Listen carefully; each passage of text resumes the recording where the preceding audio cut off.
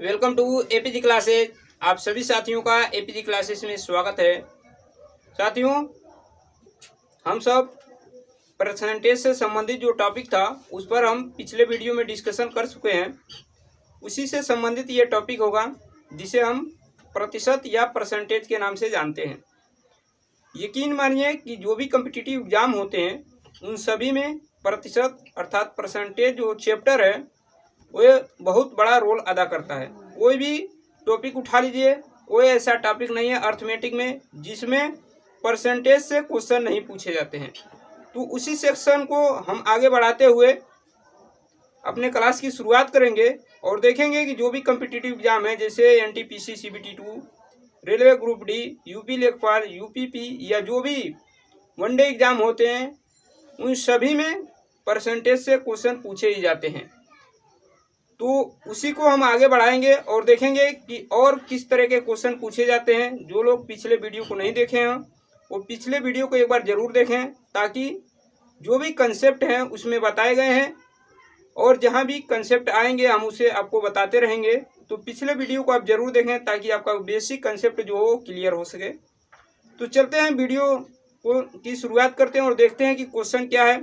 पहला क्वेश्चन है आपका, देखिए पहला क्वेश्चन है कि यदि ए की ऊंचाई बी की ऊंचाई से 20% कम हो तो बी की ऊंचाई ए की ऊंचाई से कितना प्रतिशत अधिक है।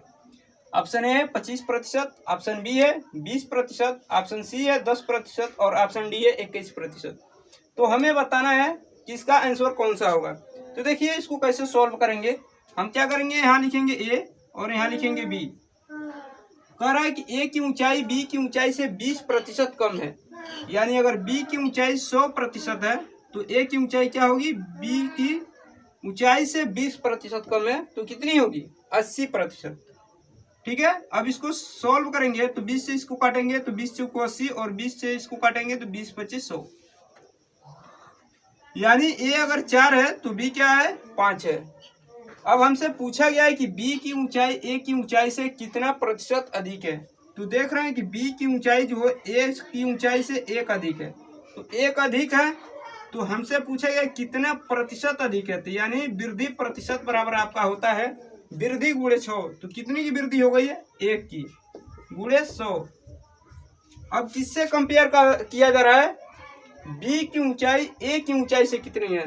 तो जिससे कंपेयर किया जाता है उसको नीचे रखते हैं। तो ए से कंपेयर किया जा रहा है, ठीक है ना, बी की ऊंचाई का ए की ऊंचाई से कंपेयर किया जा रहा है। तो बी की ऊंचाई 5 है तो वृद्धि हुई है 1, तो 1 गुणे 100 और बटे 4 से इसको काटेंगे तो ये 25 बार में कट जाएगा, यानी 25% क्या है, बी की ऊंचाई ए की ऊंचाई से अधिक है।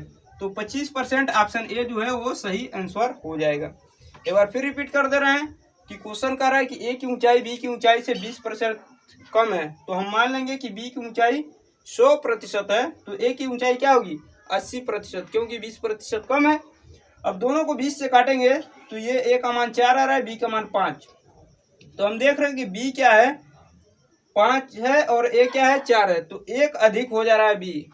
अब हमसे पूछा गया कि बी की ऊंचाई ए की ऊंचाई से कितनी अधिक है। तो बी की ऊंचाई ए की ऊंचाई से 1 अधिक है, लेकिन हमसे प्रतिशत में पूछा गया है। तो प्रतिशत यानी वृद्धि प्रतिशत बराबर क्या होता है, वृद्धि गुणे 100 बटे जिससे कंपेयर करते हैं। तो हम बी की कंपेयर ए से कर रहे हैं तो ए का मान नीचे रखेंगे, यहाँ से काटेंगे तो 25% बी की ऊंचाई ए की ऊंचाई से अधिक होगी, जो ऑप्शन ए सही हो जाएगा। अब बढ़ते हैं अगले क्वेश्चन की तरफ और अगला क्वेश्चन देखेंगे। अगला क्वेश्चन क्या है, देखिए क्वेश्चन क्या है। क्वेश्चन है कि यदि चीनी के मूल्य में 20% की वृद्धि हो जाए तो एक गृहिणी को इसकी खपत में कितने प्रतिशत कम कर देनी होगी कि खर्च न बढ़े। ऑप्शन ए है 8 सही 2/3%, ऑप्शन बी है 16 सही 2/3%, ऑप्शन सी है 10% और ऑप्शन डी है 20%। तो हमें बताना है कि इसमें कौन सा आंसर सही होगा। तो देखिए कह रहा है कि चीनी के मूल्य में 20% की वृद्धि हो जाए। तो देखिए मान लीजिए कि पहले क्या होता था कि चीनी की कीमत जो थी 100 रुपये थी। अब 100 रुपये लेके जाते थे और 100 रुपये की चीनी लाते थे। लेकिन अब क्या हुआ कि चीनी की कीमत में 20% की वृद्धि हो गई। तो कितना हो गया, 120 रुपया हो गया। लेकिन फिर भी आप क्या कर रहे हैं, 100 रुपया ही लेके जा रहे हैं चीनी लेने के लिए, तो जाहिर सी बात है अब आपको चीनी कम मिलेगी। तो फिर भी आप क्या कर रहे हैं, 100 रुपया ही लेके जा रहे हैं और 100 रुपये की ही चीनी ले रहे हैं। तो आप कितने रुपए कम दे रहे हैं, आप यहाँ से देखेंगे कि 20 रुपये कम की चीनी ले रहे हैं। पहले क्या होता था, 100 रुपये आप लेके जाते थे, तो मान लीजिए 100 रुपया का अगर चीनी 1 किलो मिलता था, तो आप क्या करते थे, 100 रुपये लेके जाते थे और 1 किलो चीनी लेते थे। लेकिन अब क्या हुआ कि उसी चीनी की कीमत में 20% की वृद्धि हो गई। तो 20% की वृद्धि हो गई, फिर भी आप 100 रुपये ही लेके जा रहे हैं। तो अब क्या हुआ, दुकानदार कहता है कि 20% की वृद्धि हो गई, अब 100 रुपये में उतनी चीनी नहीं मिलेगी। तो फिर आपने कहा कि कितने मिलेगी, 100 रुपये में जितना मिले उतनी ही दे दीजिए।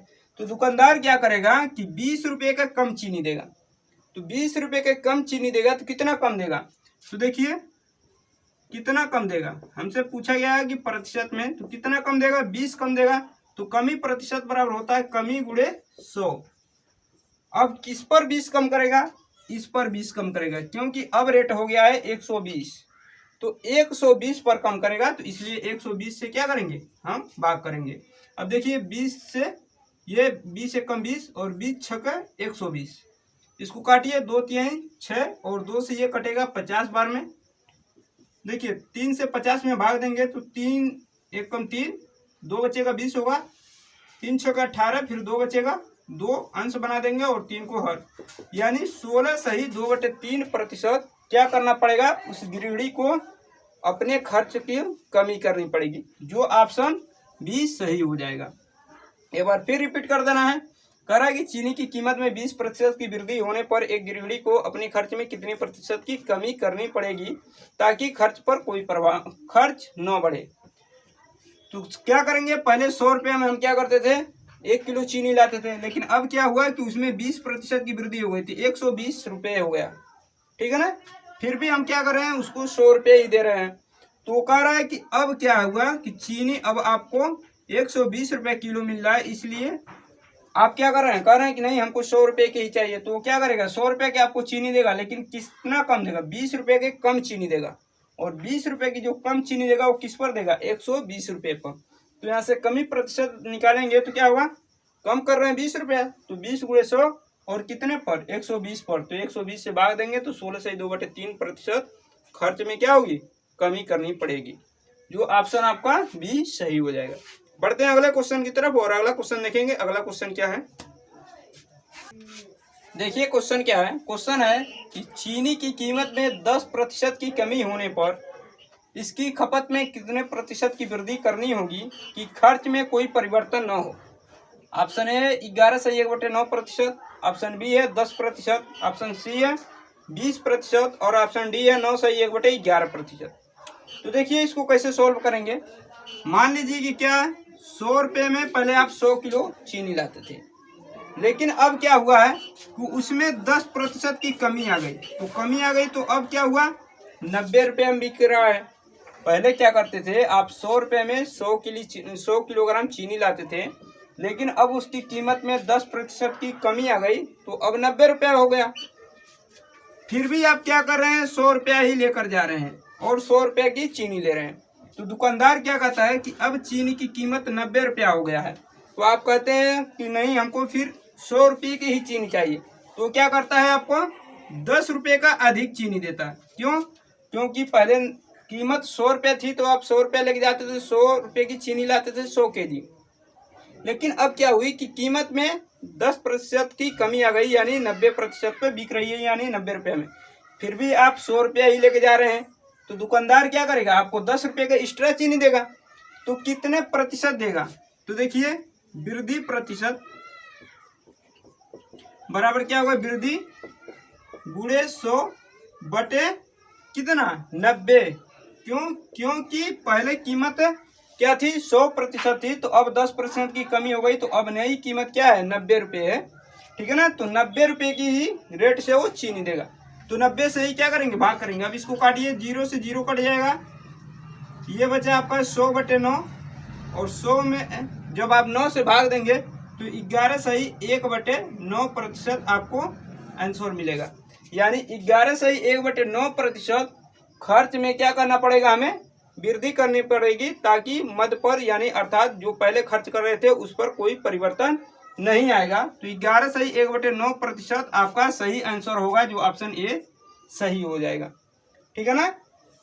आशा है कि आपको ये कंसेप्ट अच्छी तरीके से समझ में आ गए होंगे। अब चलते हैं अगले क्वेश्चन की तरफ और अगला क्वेश्चन देखेंगे। अगला क्वेश्चन क्या है, देखिए क्वेश्चन क्या है। क्वेश्चन है कि सन्नी को एक परीक्षा में उत्तीर्ण होने के लिए 36% अंक प्राप्त करने थे। उसने 24% अंक प्राप्त किए तथा 9 अंकों से अनुत्तीर्ण रहा। परीक्षा का पूर्णांक कितना है? ऑप्शन ए है 100, ऑप्शन बी है 75, ऑप्शन सी है 50 और ऑप्शन डी है 360। तो हमें बताना है कि परीक्षा का पूर्णांक कितना है। तो देखिए इसको कैसे सॉल्व करेंगे। कह रहा कि सन्नी को उत्तीर्ण होने के लिए 36% अंक चाहिए। अगर वो 36% पाता तो उत्तीर्ण हो जाता, लेकिन उसने क्या किया कि 24% अंक प्राप्त किया और 9 अंकों से फेल हो गया। यानी 24% अंक प्राप्त किया और 9 अंकों से फेल हो गया। यानी अगर उत्तीर्ण होना है तो 36% अंक चाहिए, लेकिन 24% अंक प्राप्त कर रहा है और 9 अंकों से फेल हो जा रहा है। अगर वो 9 अंक और पाता तो पास हो जाता। तो हम क्या करेंगे, इसमें 9 जोड़ देंगे। यानी पासिंग मार्क कितनी थी? 36%। 24% पाया और 9 अंकों से फेल हो गया। अगर 9 अंक और इसको मिल जाते तो ये पास हो जाता है, यानी 36% के बराबर अंक पा जाता। अब इसको सॉल्व करेंगे तो 36% और माइनस 24%, 24% इधर आके माइनस हो जाएगा। इस बात को ध्यान रखिएगा कि ये प्रतिशत में है, इसलिए इसमें नहीं जुट सकते ना ही घट सकते हैं, क्योंकि ये अंक है और ये प्रतिशत में है। तो प्रतिशत में ही जुटेगा और प्रतिशत में ही घटेगा। बचेगा क्या? इधर आपका 9 बच जाएगा। अब देखिए 36 में से 24 घटाएंगे तो 12% आएगा। 12% बराबर 9। ठीक है ना। अब हमें क्या करना पड़ेगा, 100% के मान निकालना पड़ेगा, क्योंकि कोई भी पूर्णांक 100% माना जाएगा, चाहे वो 10 अंक का हो या फिर 50 अंक का। तो हम क्या करेंगे, 100% का मान निकालेंगे कि यानी वह पूर्णांक 100% था, तो 100% का मान निकालेंगे तो क्या होगा, 9 गुणे 100 बटे 12। ठीक है ना, यानी 12%। तो जब इसको भाग देंगे तो देखिए 3 त्रिकी 9 और 3 चौको 12, 4 से ये कटेगा 25 बार में, और 25 से 3 में गुणा करेंगे तो 75। यानी 100% जो अंक हमने माना था तो उसका मान कितना आया, 75। यानी जो पूर्णांक था वो 75 अंक का था, जो ऑप्शन बी सही हो जाएगा। ठीक है ना, यानी पूर्णांक जो था वो 75 अंक का था, जो ऑप्शन बी सही आंसर आपका हो जाएगा। तो बढ़ते हैं नेक्स्ट क्वेश्चन की तरफ और नेक्स्ट क्वेश्चन देखेंगे। नेक्स्ट क्वेश्चन क्या है, नेक्स्ट क्वेश्चन को समझेंगे। देखिए क्वेश्चन क्या है। क्वेश्चन है कि एक परीक्षा में एक छात्र ने 30% अंक लिए अर्थात प्राप्त किए तथा वह 45 अंकों से अनुत्तीर्ण हो गया। दूसरे छात्र ने 42% अंक लिए अर्थात प्राप्त किए, जो उत्तीर्ण होने के लिए आवश्यक न्यूनतम अंकों से 45 अंक अधिक है। परीक्षा का पूर्णांक कितना है? ऑप्शन ए है 750, ऑप्शन बी है 270, ऑप्शन सी है 300 और ऑप्शन डी है 500। तो देखिए इसको कैसे सॉल्व करेंगे। कह रहा है कि एक छात्र ने 30% अंक प्राप्त किया तथा 45 अंक से अनुत्तीर्ण हुआ। यानी 30% प्राप्त किया और 45 अंक से अनुत्तीर्ण हुआ, अर्थात 45 अंक कम पाया, जिसके वजह से अनुत्तीर्ण हो गया। अगर हम इसमें 45 जोड़ देते हैं तो वह उत्तीर्ण अंक के बराबर हो जाता है। और अगला स्टूडेंट क्या किया, 42% अंक पाया, लेकिन आवश्यक न्यूनतम अंक जो पासिंग मार्क है उससे क्या है, 45 अंक अधिक है। तो इसमें से हम क्या करेंगे, 45 कम कर देंगे तो किसके बराबर हो जाएगा, आवश्यक न्यूनतम पासिंग मार्क के। इसमें क्या है कि 30% पा रहा है लेकिन 45 नंबर कम पा रहा है आवश्यक न्यूनतम पासिंग मार्क से। तो अगर हम 45 इसमें जोड़ देंगे तो आवश्यक न्यूनतम पासिंग मार्क है जो उसके बराबर हो जाएगा। इसमें क्या करेंगे, 42% पा रहा है लेकिन जो आवश्यक न्यूनतम पासिंग मार्क है उससे 45 अधिक पा रहा है। तो अगर हम इसमें 45 कम कर देंगे तो आवश्यक न्यूनतम पासिंग मार्क के बराबर हो जाएगा। अब इसको सॉल्व करेंगे तो देखिए अब 42% को इधर लाएंगे तो 30% माइनस 42%, और ये माइनस 45 है, 45 इधर जाएगा तो ये भी माइनस 45 हो जाएगा। देखिए 42 में से 30 घटेगा तो माइनस 12%, और माइनस 12% किसके बराबर होगा, माइनस 45 और माइनस 45 माइनस 90 के। माइनस से माइनस कट जाएगा अब देखिए 12% का मान आपको मिला है 90 के बराबर। अब कोई भी पूर्णांक, पिछले क्वेश्चन में हमने बताया कि कोई भी पूर्णांक चाहे जितने भी नंबर का हो उसे 100% माना जाता है। तो हमें क्या करना पड़ेगा, हमसे पूछा गया है कि पूर्णांक कितना होगा, तो हमें 100% का मान निकालना पड़ेगा। देखिए यहाँ पर 12% का मान दिया है 90, तो हम यहाँ पर 100% का मान निकालेंगे तो क्या होगा, 100% बराबर क्या होगा, 90 गुणे 100 बटे 12%। ठीक है ना। क्यों, क्योंकि जिसका हम जानते हैं उससे क्या करते हैं, भाग करते हैं, किस में, जिसका जान रहे हैं उसमें, और जिसका निकालना है उसका गुणा करते हैं। तो 100% का निकालना है तो 100 का गुणा कर देंगे। अब इसको काटेंगे तो देखिए 3 से काटिए, 3 चौको 12, और 3 से ये कटेगा 30 बार में, और 4 से ये कट जाएगा आपका 25 बार में। अब 25 का 30 में गुणा करेंगे तो 25 3 75, 750, यानी 100% जो मार्क है, अर्थात जो पूर्णांक है वो 750 अंकों का होगा। तो 750 आपका सही आंसर होगा, जो ऑप्शन ए है। ठीक है ना। तो इस तरह ये पूरे क्वेश्चन को सॉल्व करेंगे। आशा है कि आपको ये पूरी चीजें अच्छी तरीके से समझ में आई होंगी। अब बढ़ते हैं अगले क्वेश्चन की तरफ, और अगला क्वेश्चन देखेंगे। अगला क्वेश्चन क्या है, देखिए क्वेश्चन क्या है। क्वेश्चन है कि एक चुनाव में 2 उम्मीदवार थे। एक उम्मीदवार 30% मत लेकर 16,000 मतों से हार गया। कुल कितने मत पड़े थे? ऑप्शन ए है 24,000, ऑप्शन बी है 28,000, ऑप्शन सी है 30,000, और ऑप्शन डी है 40,000। तो हमें बताना था कि कुल कितने मत पड़े थे।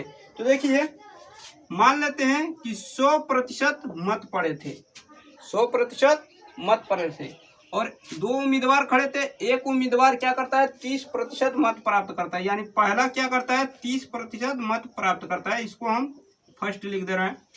तो दूसरे को कितना मिला होगा, दूसरे को 70% मिला होगा, क्योंकि पहला जब 30% पाएगा तो दूसरा 70% पाएगा। अब क्या हुआ कि जो पहला 30% मत पाता है वो 16,000 मतों से हार गया। यानी पहला व्यक्ति 30% जो मत पाता है वो क्या करता है, दूसरे व्यक्ति से 16,000 वोटों से हारता है। यानी कितने का अंतर से हारता है, तो यहाँ से देखेंगे 70% ये है और 30% ये है। यानी दूसरा व्यक्ति 70% पाया है और पहला व्यक्ति 30% पाया है। तो दूसरा व्यक्ति 40% अधिक मत पाया है पहले व्यक्ति से। ठीक है ना। अर्थात हम दूसरे शब्दों में ये कह सकते हैं कि पहला व्यक्ति दूसरे व्यक्ति से 40% कम वोट पाया है। तो जो 40% कम वोट पाया है वो कितने को बता रहा है, वो बता रहा है आपको 16,000 को। क्यों, क्योंकि पहला व्यक्ति दूसरे व्यक्ति से 16,000 वोटों से हारता है। जो यहाँ पर अंतर क्या है, दूसरा व्यक्ति पहले व्यक्ति से 40% अधिक पाता है। अर्थात हम कह सकते हैं कि पहला व्यक्ति दूसरे व्यक्ति से 40% कम पाता है, और 40% कम पाने की वजह से वो 16,000 वोटों से हारता है। यानी 40,000 रिप्रेजेंट करेगा किसको, 16,000 को, यानी 16,000 को। तो हमने क्या माना है कि हमने माना है कि 100% वोट पड़ा है। यहाँ पूछा भी गया है कि हमसे कि कुल कितने प्रतिशत वोट पड़े हैं, अर्थात कुल कितने वोट पड़े हैं। प्रतिशत में नहीं पूछा गया, कितने वोट पड़े हैं ये पूछा गया। तो हमने उसे माना है कि 100% वोट पड़े हैं। तो यहाँ पर 100% का हम मान निकालेंगे। तो देखिए यहाँ पर 100% का हम मान निकालेंगे तो क्या होगा, ये 16,000 बटे 40 गुणे 100। जिसका जानते हैं उससे भाग करते हैं और जिसका लाना है उससे गुणा करते हैं। अब देखिए यहाँ से काटिए, 1 0 से 1 0 कट जाएगा, 4 से ये 16 कटेगा 4 बार में, ये 2 0 बच रहे हैं, 2 0 यहाँ बढ़ा देंगे। आप क्या करेंगे, 400 गुणे 100 करेंगे तो आपको मिलेगा 40,000। यानी 40,000 वोट जो है वो मतदान में आपके पड़े थे। तो 40,000 ऑप्शन डी जो है वो सही हो जाएगा। यानी मतदान में 40,000 वोट पड़े थे, जो ऑप्शन डी है सही आंसर हो जाएगा। उम्मीद है कि ये चीजें आपको अच्छी तरीके से समझ में आए होंगे। अब बढ़ते हैं अगले क्वेश्चन की तरफ, और अगला क्वेश्चन देखेंगे। अगला क्वेश्चन क्या है, देखिए क्वेश्चन क्या है। क्वेश्चन है कि एक दुकानदार अपने ग्राहकों से 15% अधिक मूल्य लेता है। यदि एक ग्राहक ने सोफा सेट 9,039 रुपये में खरीदा हो तो दुकानदार ने इसे कितने में खरीदा था? ऑप्शन ए है 7,680 रुपया, ऑप्शन बी है 7,860 रुपया, ऑप्शन सी है 7,660 रुपया, और ऑप्शन डी है 7,880 रुपया। तो हमें बताना है कि दुकानदार कितने रुपए में खरीदा था। तो हम मान लेते हैं कि दुकानदार क्या किया था, 100% में खरीदा था किसी चीज को। कुछ भी उसकी कीमत हो हम उसको 100% मान लेते हैं कि दुकानदार ने क्या किया था, 100% में खरीदा था, जिसको हम क्या लिख सकते हैं, CP। अब वो क्या करता है कि 15% अधिक लेता है ग्राहक से। तो अपने ग्राहक से 15% अधिक लेता है तो कितने प्रतिशत में बेचता है, 115% में बेचेगा। ठीक है ना, 100% का अगर खरीदा था तो वो अपने ग्राहक से इस पर 15% अधिक लेता है तो कितने में बेचेगा, 115% में बेचेगा। अब ग्राहक 9,039 रुपया दे रहा है, यानी 115% में जब वो खरीद रहा है तो उसकी कीमत दे रहा है, 115% की कीमत जो दे रहा है वो दे रहा है 9,039 रुपया। तो हमसे पूछा गया कि दुकानदार कितने में खरीदा था, तो दुकानदार हमने माना है कि 100% में खरीदा था, यानी 100% का मान हमसे पूछा जा रहा है। तो देखिए यहाँ पर 100% का मान हम जब निकालेंगे तो देखिए 115 रिप्रेजेंट कर रहा है किसको, 9,039 को, तो 100% रिप्रेजेंट करेगा 9,039 गुणे 100/115, यानी जिसका जान रहे हैं उससे भाग करेंगे और जिसका लाना है उसका गुणा। अब देखिए आप इसको काटेंगे तो 5 से काटेंगे तो आप ये 23 बार में कट जाएगा, और 5 से ये कटेगा आपका 20 बार में। फिर 23 से जब इसको काटेंगे आप तो ये कटेगा 393 बार में। 23 से जब 9,039 को काटेंगे तो 393 बार में कटेगा। तो आप यहाँ पर 100% का मान निकालेंगे तो क्या होगा, 100% का मान कितना आ रहा है आपका, देखिए 393 गुणे 20। आप यहाँ से गुणा करेंगे तो आपको मान मिलेगा 2 3 6, 2 9 18 और 2 3 6 1 7, और ये 0 बढ़ा देंगे, यानी 7,860 रुपया जो हो वो दुकानदार की कीमत थी। अर्थात दुकानदार ने पहले जो सामान खरीदा था उसे खरीदा था 7,860 रुपये में, और 15% का लाभ लेकर बेचा है 9,039 रुपये में। तो 7,860 रुपया आपका आंसर सही होगा, क्योंकि हमसे पूछा गया कि दुकानदार कितने में खरीदा था, तो हमने माना था कि दुकानदार 100% में खरीदा था। तो यहाँ पर ऑप्शन जो होगा दुकानदार का वो 7,860 रुपया सही होगा। तो वीडियो को यहीं पे समाप्त करते हैं। वीडियो कैसा लगा आप लोग कमेंट बॉक्स में जरूर बताइएगा, और जो लोग चैनल पे नए हों वो चैनल को सब्सक्राइब करें, लाइक करें तथा ज़्यादा से ज़्यादा अपने दोस्तों के पास शेयर कर दें। मिलते हैं नेक्स्ट वीडियो में, तब तक के लिए अपना ख्याल रखिए, धन्यवाद।